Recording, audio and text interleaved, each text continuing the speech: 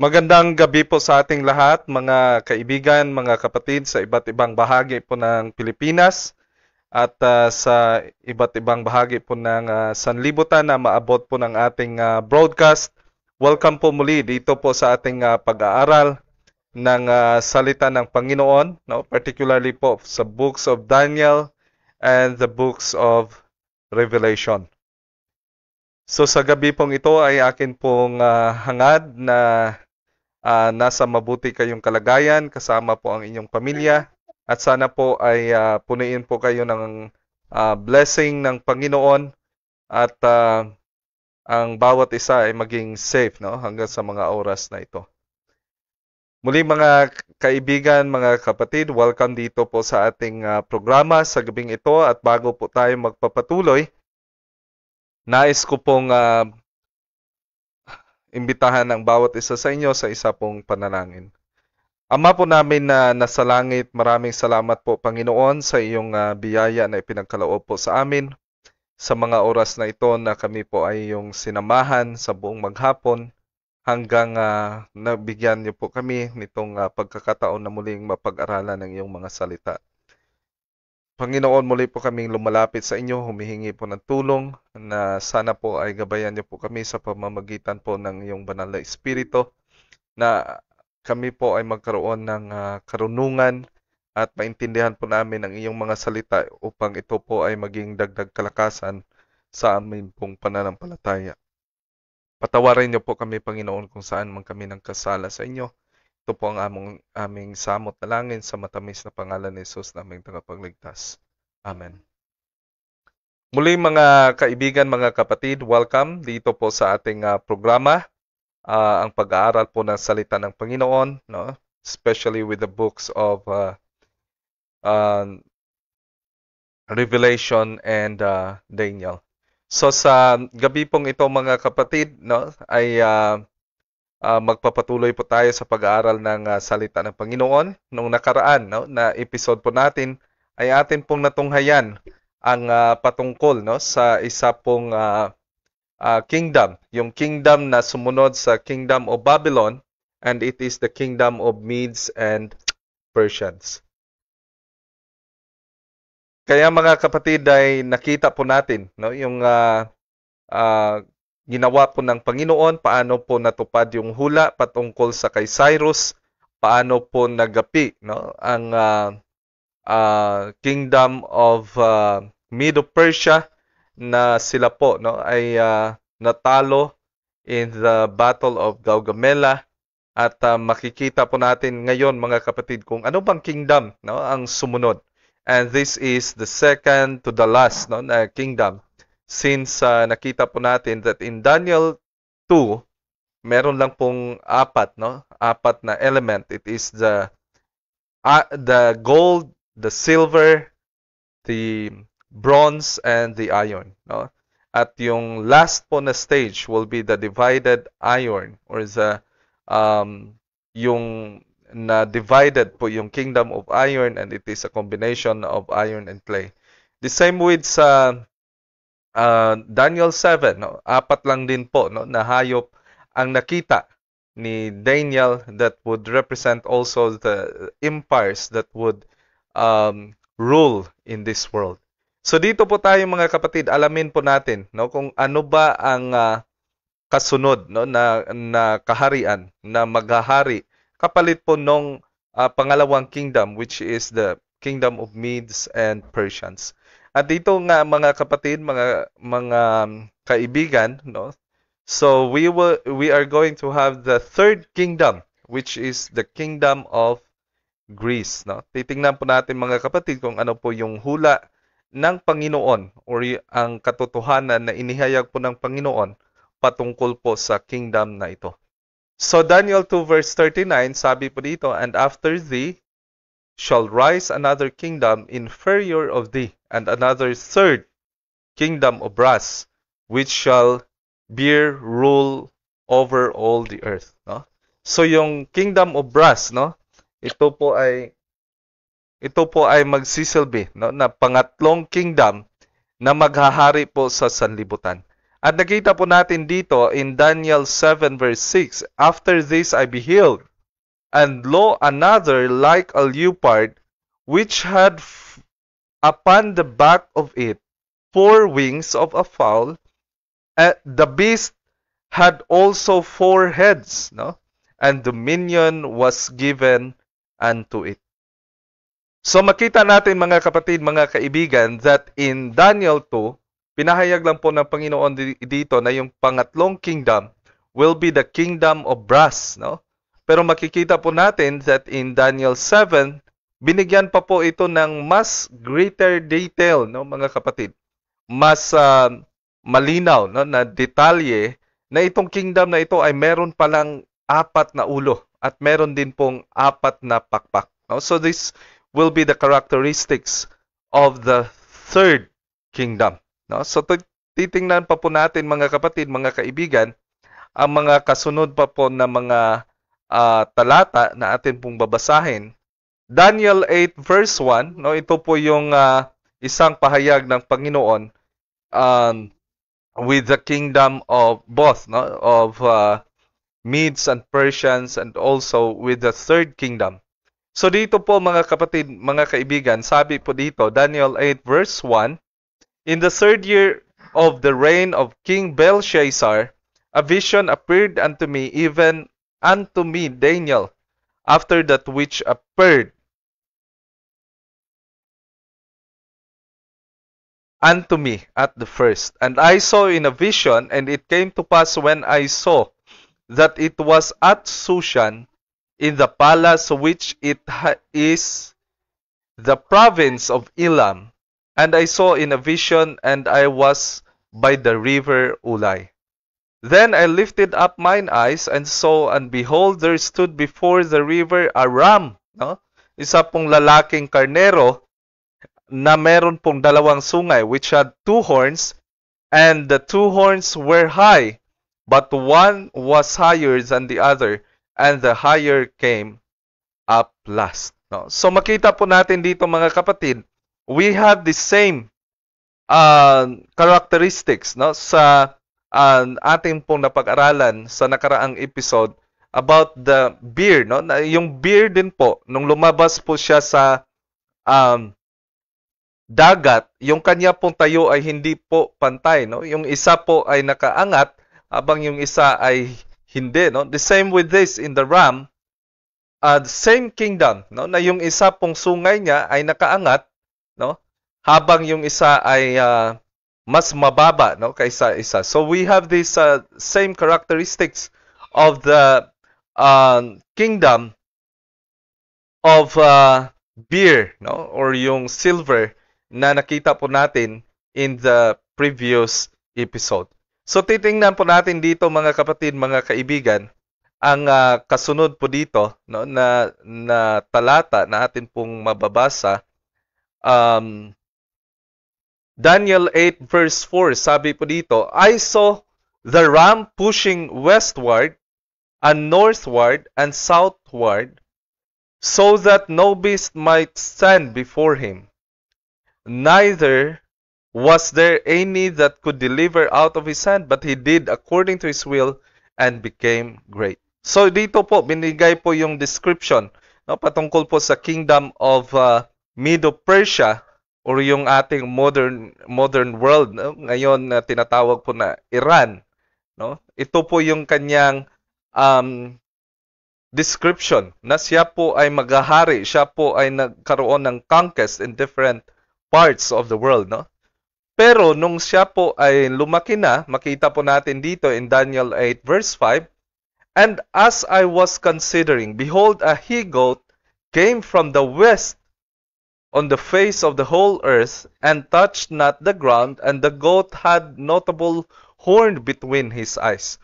So habang tinitingnan, no, ni Daniel ito pong ram, no, or the Medo-Persian kingdom, mayroon pong lumabas na isa din pong hayop, no, na isa pong kambing, lalaking kambing, no, na meron po siyang isang sungay.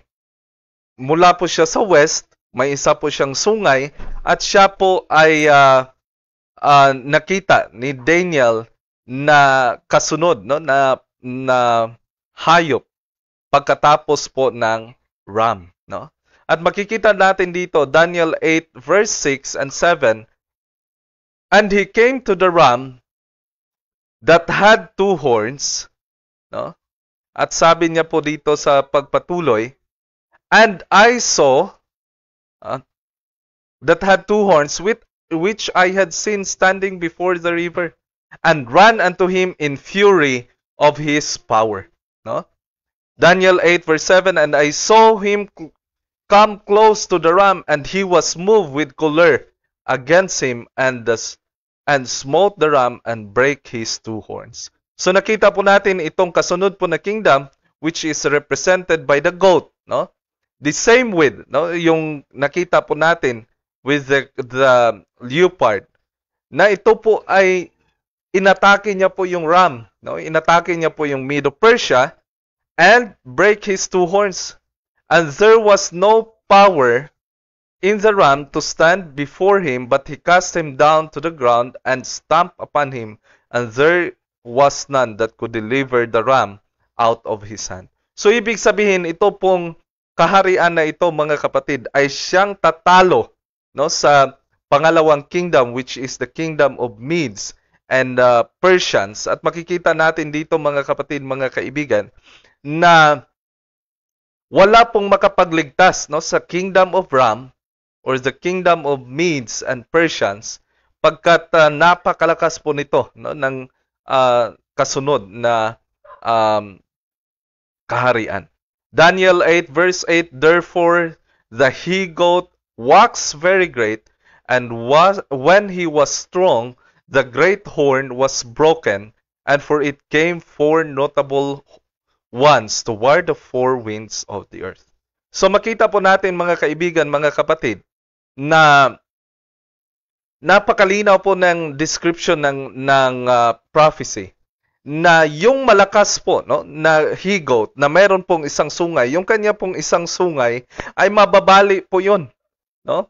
Mababali po yun, at kung mabali na po yun, may lalabas po na apat na horns, no, or apat na sungay from the four winds of the earth, no?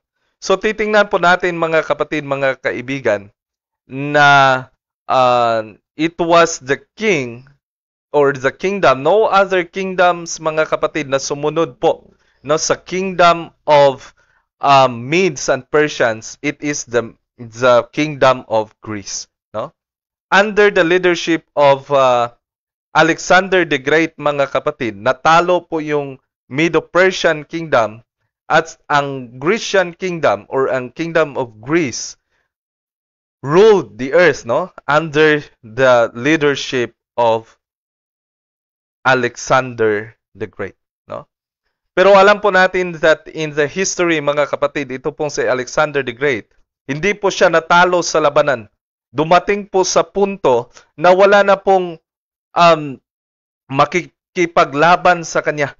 Sa sobrang lakas po ni Alexander the Great, lahat po ng mga bansa, no, lahat po ng mga empires that are existing ay sumurrender na po sa kanya. Wala na pong gustong lumaban sa kay Alexander the Great.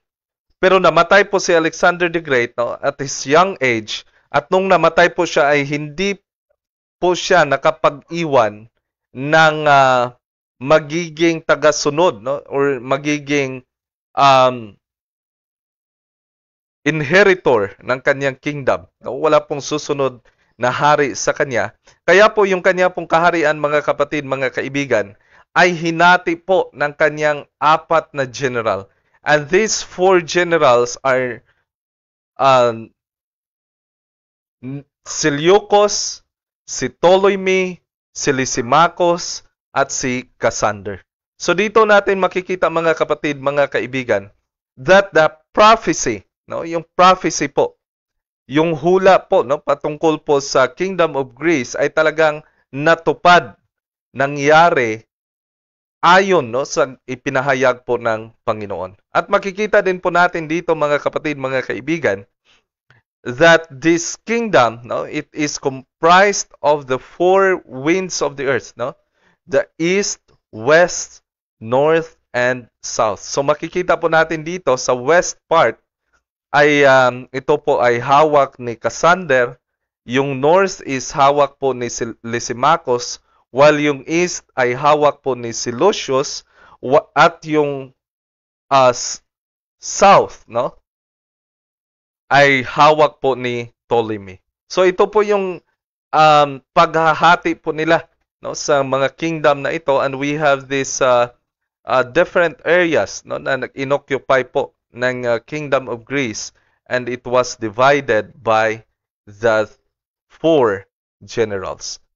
Daniel 8 verse 21, and the rough goat is the king of Grecia. Napakalinaw po ng prophecy, mga kapatid. Bible mismo, or yung sulat po mismo ni Daniel, mga kapatid, mga kaibigan, ang nag-identify sa kasunod po na kingdom, the third kingdom, which is the kingdom of Greece. No? And the great horde that is between his eyes is the first king. So wala pong ibang unang hari po, no, during this time sa pamayagpag po ng kingdom of Greece, and that is Alexander the Great. Verse 22, now that being broken, whereas four stood up for it, four kingdoms shall stand up out of the nation, but not in his power. So hindi po sa pamamagitan, no, ng lakas ni Alexander the Great, but instead, no, this kingdom will be divided into four divisions, at ito po ay sa pamamagitan po ng kanyang pagkawala, at hindi po sa pamamagitan ng kanyang lakas. Daniel 8 verse 23, sabi po dito, mga kapatid, and in the latter time of the kingdom, when the transgressors are come to the full, a king of first countenance and understanding dark sentences shall stand up. No?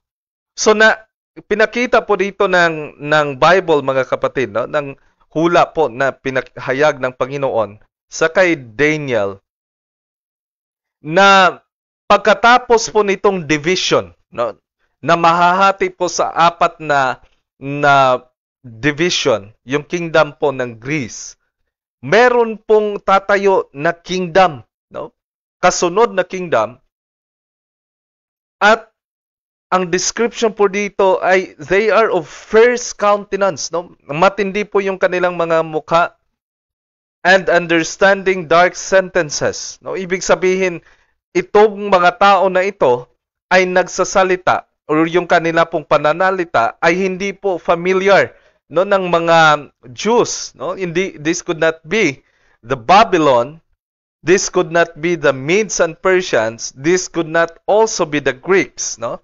Kasi yung mga languages ng Babylon, Medo-Persian, at nitong Greece, mga kapatid, ay medyo familiar po, no, dito sa Jerusalem. But yung description po dito, understanding dark sentences shall stand up. Iba po, no, hindi po familiar sa kanila. And in Daniel 8 verse 24, sabi po dito, and his power shall be mighty, but not by his own power. And he shall destroy wonderfully, and shall prosper, and practice, and shall destroy the mighty and the holy people. So identified po, mga kapatid, na pagkatapos po ng kaharian na ito, no, sa kingdom ng Greece, no, kasi ayon po sa hula po dito, na meron pong lalabas na isa pong sungay out of the four, meron pong isang mataas na sungay na lalabas, no? At sabi po dito, mga kapatid, mga kaibigan, ang power na ito na lalabas po dito out of the four ay siyang mag-destroy, no, or tatalo po sa mighty and holy people. Refers to the Jerusalem. 8 verse 25, and through his policy also he shall cause craft to prosper in his hand, and he shall magnify himself in heart, and by peace shall destroy many. And he shall also stand up against the prince of princes, but he shall be broken without hands. Alam niyo yung kasunod po na power, mga kapatid, mga kaibigan, napapalit po, no, sa Kingdom of Greece. Yung magiging pang-apat po na kingdom, ito po ay napakamapanghas. Kasi ipagmataas niya po yung kanyang sarili, and by peace and this shall destroy many, and he shall also stand up against the prince of princes. Ito po yung napaka-unique po na description or characteristic po ng fourth kingdom, mga kapatid, mga kaibigan. Pagkat ang kaharian na ito po, yung pang-apat po na kaharian, mga kapatid, ay tatayo po laban sa Prince of Princes. Wala pong ibang Prince of Princes, mga kapatid. And that is Jesus Christ. No? Magkakaroon po ng kingdom na mangangahas na tatayo laban po sa Panginoon. No? Sila po ay makipaglaban po sa Panginoon. At makikita po natin dito sa kasunod, mga kapatid, mga kaibigan, in the Daniel 10 verse 20, no? Sabi po dito, Then said he, Knowest wherefore I come unto thee? Now I will return to fight with the prince of Persia, and when I am gone forth, lo, the prince of Grecia shall come. So makita po natin dito, mga kapatid, mga kaibigan, hindi pa po ito kilala, no? Yung Greece during this time, hindi pa po in-expect na sila po ay maghahari. But pinakita po dito sa kay Daniel na meron pong papalit na kingdom, at kinausap po si Daniel ng angel, mga kapatid, mga kaibigan, na pupunta po siya sa Prince of Persia, makikipag-usap po siya doon, at kung when I am gone forth, no, pag umalis na yung angel, the Prince of Grecia shall come. So ibig sabihin po, mga kapatid, mga kaibigan, malinaw po na kinilala ng banal na aklat ng Panginoon, mga kapatid, ng Biblia, kung sino po yung kasunod na kingdom, and it is the kingdom of Greece, no? At sa kasunod po nito, mga kapatid, mga kaibigan, sabi po dito, no? Daniel 11 verse 1, Also I, in the first year of Darius the Medes, even I stood and confirmed to strengthen him. And now will I show thee the truth. Behold, there shall stand up yet 3 kings in Persia, and the fourth shall be far richer than they all, and by his strength, through his riches, he shall stir up all against the realm of Grecia. So, kinilala po yung Greece, mga kapatid. Pero nakita po natin, mga kapatid, mga kaibigan, ang isa pong nakakalungkot, no, na karanasan po ni Alexander the Great, mga kapatid, no?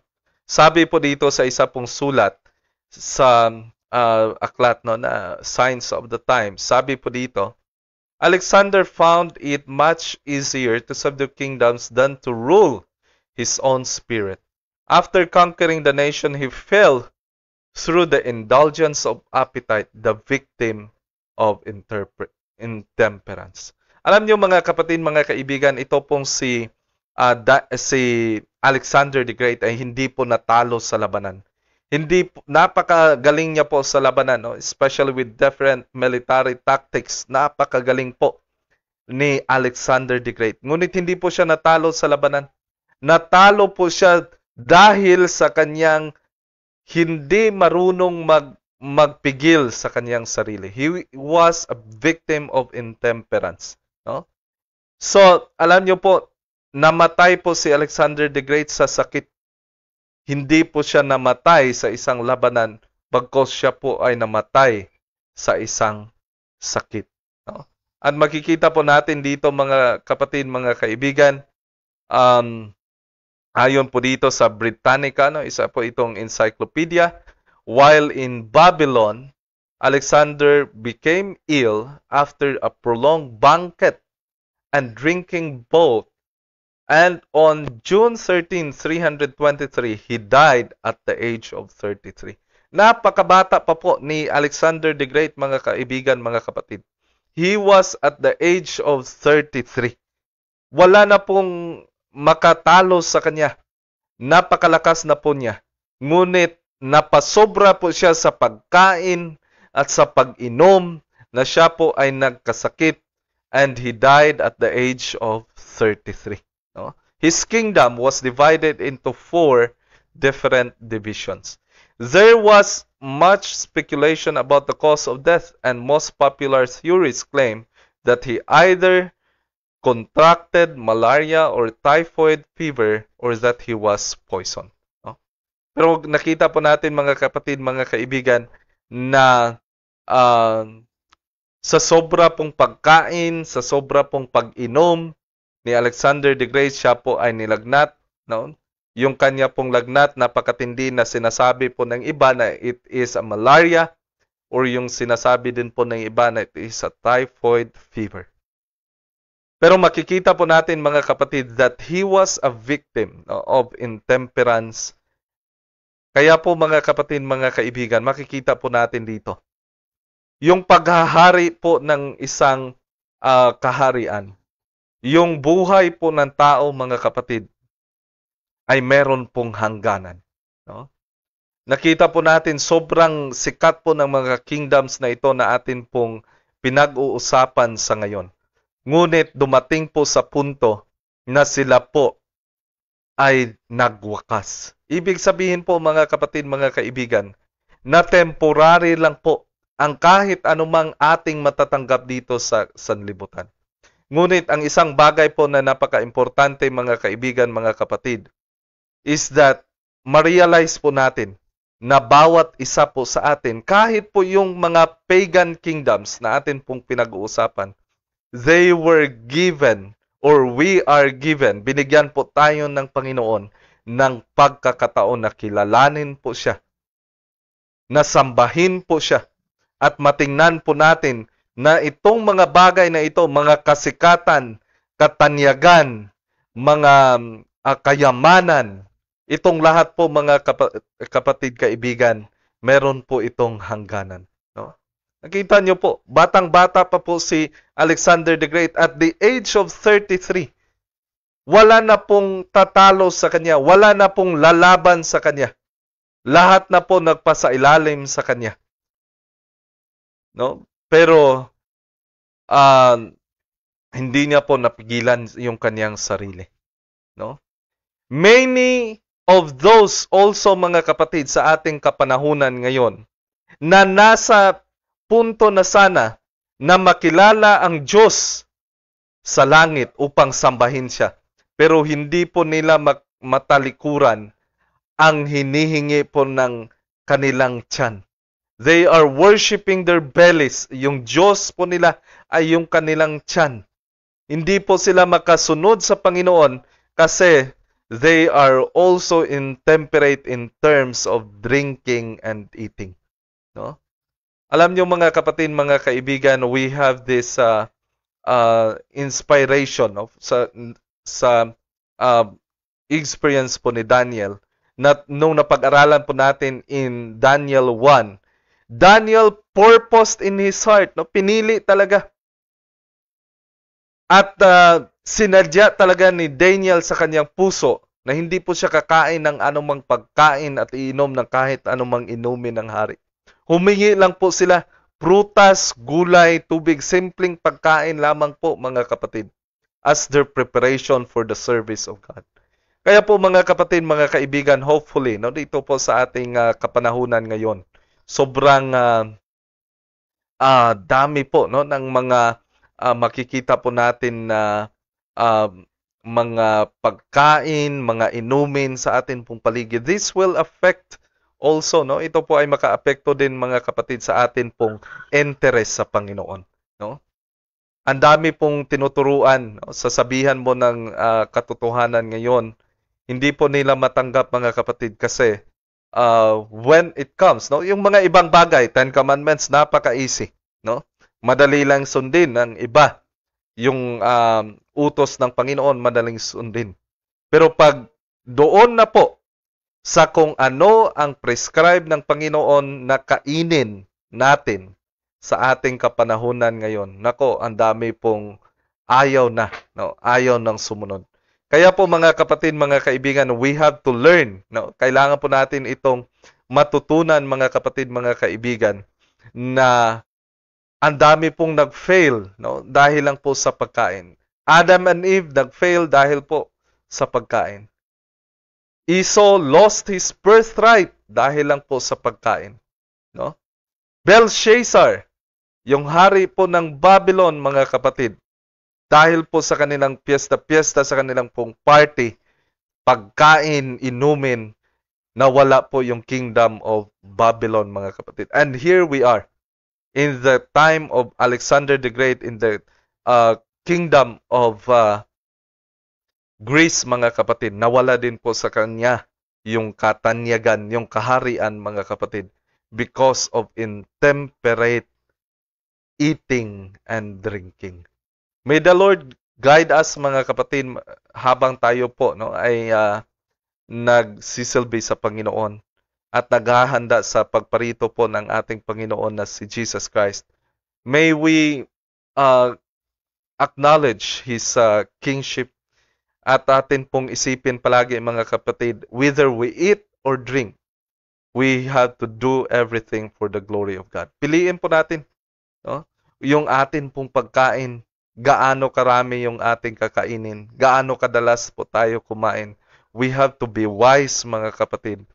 We have to think always, no, na sa atin pong pagkain, sa atin pong pag-inom, ang atin pong isipin kung yan ba ay makapagbigay ng kalinisan, no, sa templo po ng Panginoon natin pong katawan, or ito ba ay makapagdulot, no, ng dumi sa templo po ng Panginoon. Tandaan po natin, our body is the temple of the Lord, no. It is the dwelling place, no, of the Holy Spirit, mga kapatid. At bigyan po natin, no, ng sikapin po natin na mabigyan po ng malinis na tahanan ang Panginoon. May the Lord bless us this evening, mga kapatid, at maraming salamat po sa inyong pagsama sa atin sa ating pag-aaral ng salita ng Panginoon, no? Sa susunod na pagkakataon, pag-aaralan po natin kung ano po yung kasunod na kingdom, no? Last po na kingdom, mga kapatid. Last po na kingdom na maghahari po dito sa sanlibutan. At ito pong kingdom na ito will be broken without hands, no? Ibig sabihin, ito po yung dadatnan ng Panginoon in His second coming. Ito din ang i-destroy ng Panginoon sa Kanya pong second coming in this world, mga kapatid. Itong fourth kingdom na paparating na atin pong kikilalanin at atin pong pag-aaralan sa susunod po na pagkakataon. Kaya po, mga kapatid, mga kaibigan, bago po tayo magtatapos sa atin pong programa ngayong gabi, nais ko pong anyayahan kayo sa isa pong panalangin. Ama po namin na nasa langit, maraming salamat po sa iyong biyaya na ipinagkaloob po sa amin. Maraming salamat po sa inyong pagsama sa amin sa pag-aaral ng iyong mga salita. Natutunan po namin ang experience ni Alexander the Great. Panginoon, tulungan niyo po kami na sa pamamagitan po ng iyong banal na Espiritu, magkaroon po kami ng temperance, na kami po ay maging wais sa pagpili sa aming kakainin, sa aming iinumin, upang ito po ay makapagbigay ng puri sa inyo. Tulungan niyo po kami, Panginoon, na mamuhay sang-ayon po sa iyong kalooban. Kayo din po ang mag-bless sa aming mga viewers, kasama po ang kanilang pamilya, na sila po ay mapuno po ng biyaya mula sa inyo at magkaroon po ng bigkis ng pagmamahalan at kapayapaan. Panginoon, ingatan niyo po kami sa gabing ito, ilayo niyo po kami sa kahit anumang kapahamakan. At gisingin niyo po kami sa umaga na muli po kaming makapagpasalamat sa inyo. Patawarin niyo po kami, Panginoon, kung saan man kami nagkasala. Ito pong lahat ay aming dinadalangin, inaasahan po naming matatanggap sa matamis na pangalan ni Jesus naming tagapagligtas. Amen. Muli po mga kaibigan, mga kapatid, marami pong salamat sa inyong pagsama sa atin, no, sa ating pag-aaral ngayong gabi.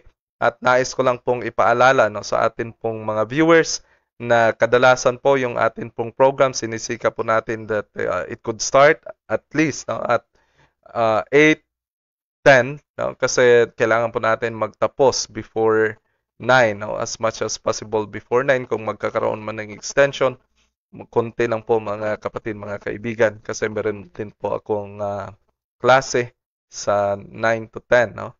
So, may the Lord bless us mga kapatid, mga kaibigan. Don't forget, no, na i-share po ang ating live, no, ang ating pong video upang ito po ay makapagbigay din ng inspiration sa ating mga kaibigan, mga kapatid na maging handa po tayo, no, sa pagparito po ng ating Panginoon.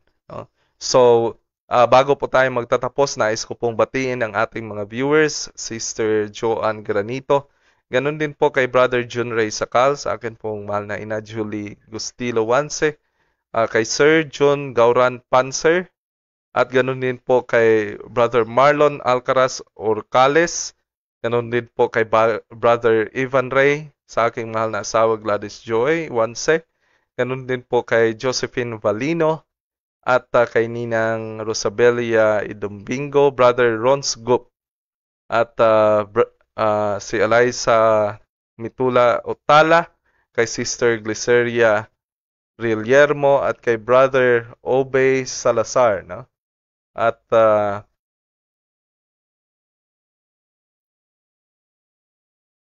titingnan ko din ang ating mga nagbigay pa ng reactions. Ay, hindi ko po ma-view for now. Wait. Ganun din po sa ating mga kapatid.